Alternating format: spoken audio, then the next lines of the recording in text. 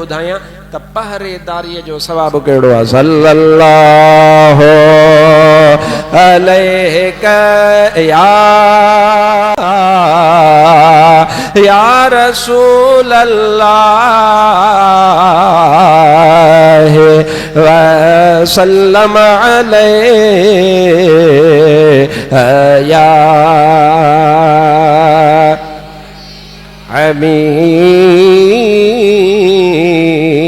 बल्लाह। पहरी हदीस अर्ज़ कई मां जंहिंमें हबीब अकरम सल्लल्लाहु अलैहि वसल्लम इरशाद फरमायो, हिकु ॾिहाड़ो अल्लाह जी वाट में पहरेदारी सरहद जी ॼण दुनिया ऐं उन जे अंदरि जो कुझु बि मौजूदु आहे उन खां वधीक भलो आहे। मुस्लिम शरीफ़ जी वरी ॿी हदीस आहे, अल्लाह जे हबीब सल्लल्लाहु अलैहि वसल्लम इरशाद फरमायो आहे, जंहिं माण्हूअ हिकु ॾींहुं ऐं हिकु राति उन पहरेदारी ॾिनी आहे, पहरेदारी कई आहे सरहद जी। अल्लाह जे हबीब अकरम फरमायो आहे, हाणे जेकॾहिं इहो माण्हू इन सरहद जी हिफ़ाज़त कंदे दुनिया मां लाॾाणो करे थो वञे, अल्लाह जे हबीब फरमायो हाणे इन जो सवाब वारो दफ़्तर बंदि कोन थींदो, इनखे क़यामत ताईं उन पहरेदारीअ ॾियण जो सवाब रब अता फरमाईंदो रहंदो। निमाज़ी निमाज़ पढ़ंदो आहे, अॼु जहिड़ो आहे निमाज़ अदा कयई वरी सुभाणे मरी वियो, निमाज़ वारो दफ़्तर बंदि। रोज़ेदार आहे, रोज़ा रखंदो रहियो, सुभाणे मरी पियो, उन जो जेको दफ़्तर आहे रोज़न वारो उहो दफ़्तर बंदि आहे। जेको अदा ख़ैरात करे थो, अॼु ख़ैरात कयई सुभाणे ॿिए मरी वियो, उन जो ख़ैरात वारो दफ़्तर बंदि थी वियो। निमाज़ीअ जो दफ़्तर बंदि आहे, रोज़ेदार जो दफ़्तर बंदि आहे, ख़ैरात वारे जो दफ़्तर बंदि आहे, ॿियूं नेकियूं करण वारे जो दफ़्तर बंदि आहे, पर जेको सरहद ते पहरेदारी ॾींदो आहे उन जो दफ़्तर बंदि कोन थींदो आहे, मरंदो आहे त बि उनखे सवाब उन पहरेदारीअ जो मिलंदो आहे। ऐं मदीने वारे साईं इन में ई अॻिते इरशाद फरमायो आहे, अल्लाह तबारक व तआला उनखे क़ब्र जे अज़ाब ऐं पुछाणे खां बि आजो करे जन्नत अता फरमाए छॾींदो आहे। थोरो गौर त कर, थोरो सोच त सही, तव्हां ऐं असां तकड़ कयो छॾियूं, तकड़ ऐं छाजे करे? सियासी इख़्तिलाफ़नि जे करे। सियासी इख़्तिलाफ़ जे न बाबा फिलाणीअ पार्टीअ खे हुकूमत कान मिली, ॾे गारियूं नऊज़ बिल्ला फ़ौज खे। अबा फिलाणी पार्टी जेका आहे उन पार्टीअ खे हुकूमत कान मिली, ॾे गारियूं आर्मीअ खे। छो? छाजे करे? अफ़सोस मुसलमान, तो वारियूं निमाज़ुनि जो दफ़्तर बंदि आहे, तो वारे रोज़नि जो दफ़्तर बंदि आहे, तो वारी इबादतुनि जो दफ़्तर बंदि आहे, पर फ़ौजी जेको पहरेदारी पंहिंजे उन सरहद ते करे थो, मुंहिंजा भाउ अज़ीज़ तोड़े जो शहीद थी वञे, उन जो दफ़्तर बंदि कोन्हे, क़ब्र जो पुछणो बि माफ़ आहे, सवाब बि जारी ऐं सारी आहे। इन खां मथे ॿियो तोखे छा खपे? मुंहिंजा भाउ अज़ीज़, अल्लाह तबारक व तआला जो हबीब सल्लल्लाहु अलैहि वसल्लम अञा छा थो फरमाए मुजाहिद लाइ, सिपाहीअ लाइ? ॿुधायां? कोन था ॿुधणु चाहियो? लॻे थो जिहाद जज़्बो वयो पूरो थी तव्हां मां। आहे जज़्बो या चओ था गोॾनि में साह कोन्हे? अबा जिहाद गोॾनि में साह पोड़ाए प बीमार आहे प सुखाए प सां कोन हूंदो आहे। असां वॾे वॾे कद वारा टे मण गोश्त वारा मुड़ुस ॾिठा आहिनि, भाड़ जा तराहनि, पर अल्लाह ताला कंहिं संदड़े थकलड़े फ़क़ीरड़े ग़रीबड़े अमीरड़े ते कोन ई। असां 60-60 70 साल वारा बि मुजाहिद ॾिठा आहिनि जेके चवंदा आहिनि मौला मौक़ियो ॾे त तुंहिंजे हबीब जे दीन जी वाट में पंहिंजे वतन जी हिफ़ाज़त कयां ऐं सिर क़ुर्बान कयां। सूर्य मरी सोभते त दिल जा वहम विसार, हणु भाला विड़ भाकुरे आडो ढाल मढार, पोइ मथां ते तरार मार तमतारो थिए। मुझा भाव अज़ीज़ कम सोलो कोने हिते गाला इश्क जी हिते गाला मोहब्बत जी आशिक ज़हर पिया के वियो दिसो विसुखन घणो कड़ी ऐं कातिल जाहू हमेशा हेरा के लगन लम लतीफ चवे फन कया फेरा के पोइ तोड़े चिकन चाक तब आहन सलन आ मसी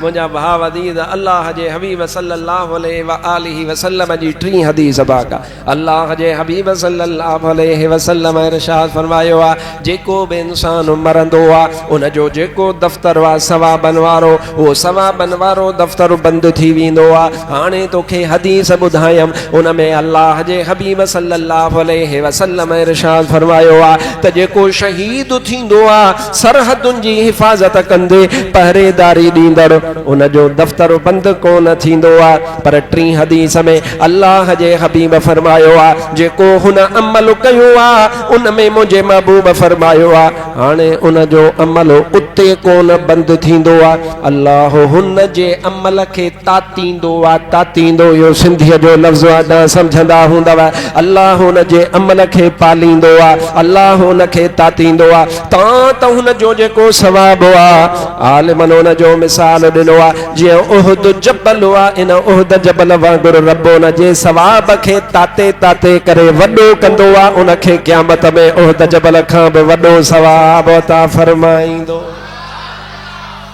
ओ मुजाहिद जेको मुजाहिद फी सबीलिल्लाह अल्लाह जी वाट में वो बीठला पहरेदारी जे पियो बॉर्डर ते बीठो आ अजो पाकिस्तान जे सरहदुन ते बीठो आ अजो उन जे लाइ इहो अजर आ इहो सवाब आ ऐं मतां बेवकूफ़ी कई थई मतां दिल में वहम आंदो अथई मां तोखे इहो ॿुधाए छॾियां त निफ़ाक़ जूं मुनाफ़िक़त जूं जेके निशानियूं आहिनि उन्हनि मुनाफ़िक़त जी निशाननि मां हिकु निशानी हीअ वा त मुजाहिदनि ते एतिराज़ कंदड़ हूंदो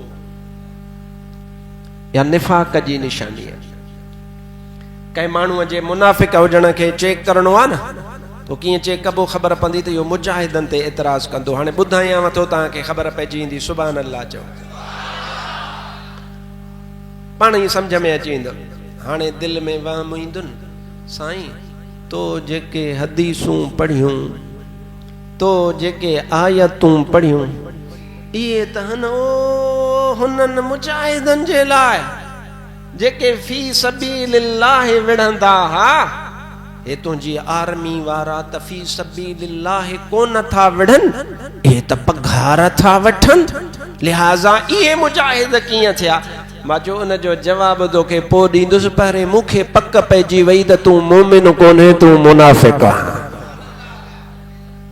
तूं मुनाफ़िक़ आहीं ओ ईअं चवण वारा तूं मुनाफ़िक़ आहीं फी सबीलिल्लाह जी माना तो सम्झी आहे मुफ़्त बाबा मुफ़्त में जिहाद करण वारा न न फी सबीलिल्लाह जी माना पघार या मुफ़्त न है फी सबीलिल्लाह जी माना अल्लाह जी वाट वा रब जे रस्ते में आ मुझे महबूब बुधायो आ इस्लामी सल्तनत जे सरहदुन जी हिफाजत करण भी फी सबीलिल्लाह आ खुदा जो कसम आ भले पघार वठे उहा पघार वठण हुन के जायज़ आ पर इहो फी सबीलिल्लाह जेको रिबा तो यौमिन फी सबीलिल्लाह सरहद मुसलमान मुल्क जी हिक दिहाड़ो पहरेदारी खुदा पाक जो कसम महबूब जे सहाबिन के भी इन जो सवाब आ त अज तो जे फौजी के जेको बॉर्डर ते बीठो आ उन के भी सागो सवाब आ इन चवण वाला तो फी सबीलिल्लाह का तो मतलब ये होता है कि तनख्वाह न ले मैंने कहा ये तूने अपने बाप के घर से लाया है तो पंहिंजे पीउ जे घरां या माना खणी आयो आई तो बाबा फी सबीलिल्लाह जी माना चाहे जी पगार न वठे तो किथां आंदी आ ऐं पगार के हराम कंहिं कयो आ कंहिं हराम कोन कयो आ तो देशी हलाल कयो हराम कयो आ तो कामरेड हराम कयो आ तू मोमिनन मुसलमानन जा दुश्मन हिंदुस्तान जा सजण तो हराम कयो आ खुदा पाक जो कसम मदीने वारे साईं फरमायो हिकु दिहाड़ो हिक रात इस्लामी बादशाही इस्लामी मुल्क जी सरहद ते हिफाजत करण वारो मरी वेंदो क़यामत ताईं सवाब पियो लिख बुस। मदीने वारे साईं इरशाद फरमायो रुगो सवाब कोन लिख बुस बल्कि हबीब फरमायो उन जे सवाब उन जे अमल के रब तातींदो, रब उन के पालींदो। त ओहद जबल जेडो करे अल्लाह क़यामत में उन के सवाब अता फरमाईंदो। मां तव्हां खां पुछां तो ॾियो ख़बर ॾींहं जो इबादत करण यानी ॾींहं जो रोज़ा रखण ऐं रात जे जागण जो सवाब आहे या न?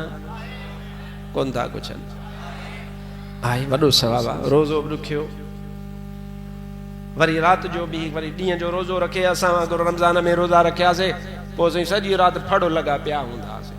तरावियूं बि मस गोॾनि ते ज़ोर ॾेई पिया पढ़ंदा हुआसीं। बाबा तरावियूं पूरियूं थियनि त बिस्मिल्लाह करे सुम्हूं। पर मुंहिंजा भाव अज़ीज़ ॾींहं जो रोज़ा रखण ऐं राति जो जागण यानी इबादत करण इन जो एॾो वॾो सवाब आहे। इन खे छा चइबो आहे? इन खे चइबो आहे क़ियामुल लैल। राति जो जागण तहज्जुद बि इन में शामिल आहे, इबादतूं रियाज़तूं इन में शामिल आहिनि।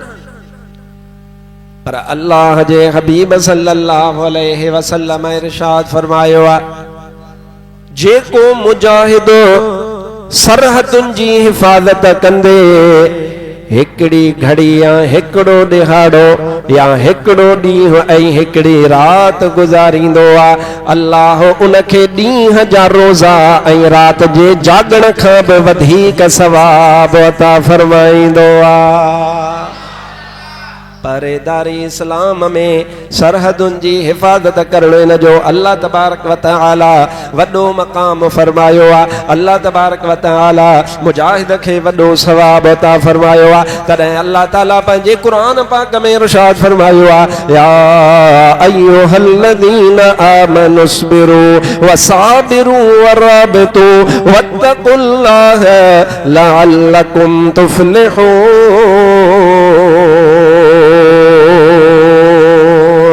आए ईमान वारो अल्लाह तबारक व तआला जो हुक्म आहे सब्र कयो ऐं दुश्मननि खां वधीक सब्र करे ॾेखारियो। उन्हनि खां अॻु खटो ऐं उन्हनि खां गोए खणो।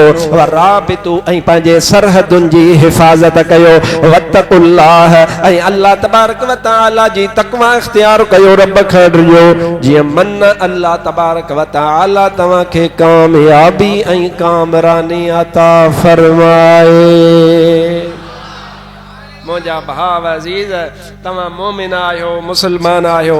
अल्हम्दुलिल्लाह महबूब मदीने वारे साईं सां मोहब्बत करण वारा आहियो। अब हबीब जे मदीने सां ऐं मके पाक सां कंहिं कंहिंखे मोहब्बत आहे त मसइलो तोखे सम्झायां।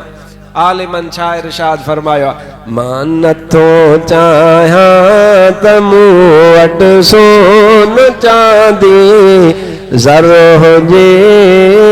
मां नथो चाहियां त मूं वटि सोन चांदी ज़र हुजे।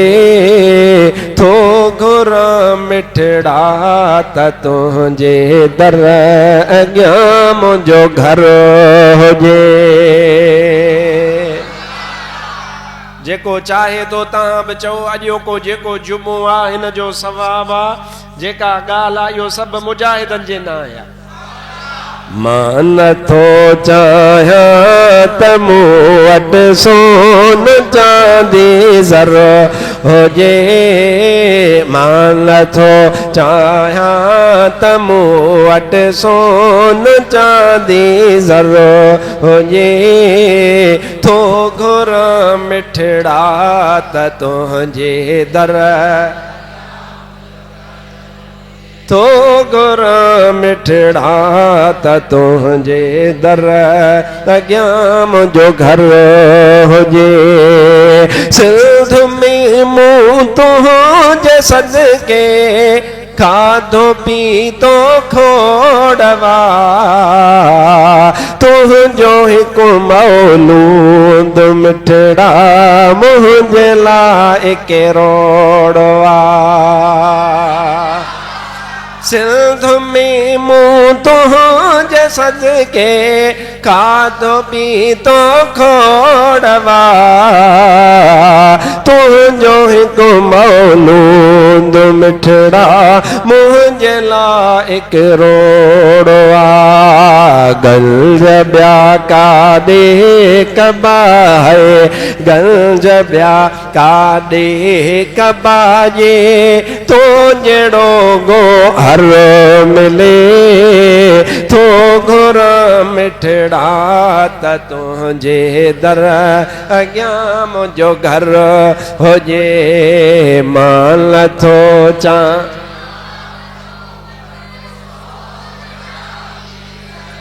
हुजे थो घुर मिठड़ा त तुंहिंजे दर तो घुर मिठड़ा त तुंहिंजे दर अॻियां मुंहिंजो घर हुजे। मुजाहिद खे अल्लाह केॾो सवाब ॾिनो आहे। हाणे तोखे ॿुधायूं उन जो सवाब जेको सरहद ते पहरो जे मुजाहिद जो कहिड़ो शान आहे। अल्लाह ताला पंहिंजे पाक कलाम मजीद में इरशाद फरमायो आहे क़ुरान वल्लदीन आमनू वहाजरू वजाहदू फी सबीलिल्लाह वल्लदीन आवव नसरू उलाइका हुमुल मुमिनून हक्का लहुम मगफिरतु व रिज़्कुन करीम।